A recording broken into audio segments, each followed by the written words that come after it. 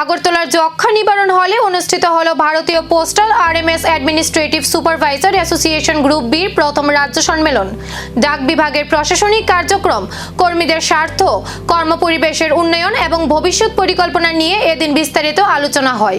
অনুষ্ঠানে উপস্থিত ছিলেন আগরতলা প্রেস ক্লাবের সভাপতি প্রণব সরকার, সহ সম্পাদক অভিষেক দে সহ অ্যাসোসিয়েশনের বিভিন্ন পদাধিকারী ও সদস্যরা।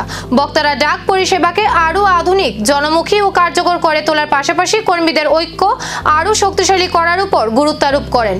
প্রথম রাজ্য সম্মেলন থেকেই ভবিষ্যতে ডাক বিভাগের উন্নয়ন, কর্মীদের স্বার্থ রক্ষা এবং সাংগঠনিক কার্যক্রমকে আরও গতিশীল করার অঙ্গীকার ব্যক্ত করা হয়। পরিষেবা চালু করেছিলেন, একটা কোম্পানির জন্য চালু করেছিলেন 1774 সালে। ওয়ারেন হেস্টিস জনসাধারণের জন্য পরিষেবা উন্মুক্ত করে দেন এবং কলকাতায় প্রথম জিপিইউ প্রতিষ্ঠিত হয়। সেই কলকাতা থেকে উনি এসছেন। আমি বলবো, আপনাদের জানেন যে গোটা দেশের বিভিন্ন জায়গাতে, বিভিন্ন সেক্টরে অনেক চ্যালেঞ্জের মুখে গিয়ে দাঁড়িয়েছে পরিষেবা। কারণ বিশ্বের সাথে তাল মেলাতে গেলে এছাড়া কোনো বিকল্প হয়তো করা নেই।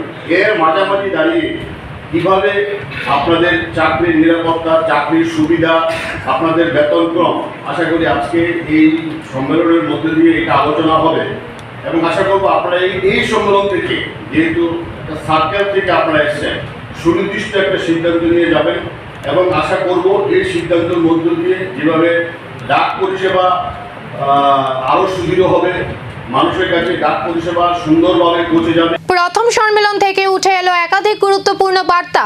এবার সেই সিদ্ধান্তগুলি বাস্তবায়নে কতটা এগোতে পারে অ্যাসোসিয়েশন, সেদিকেই নজর সকলের।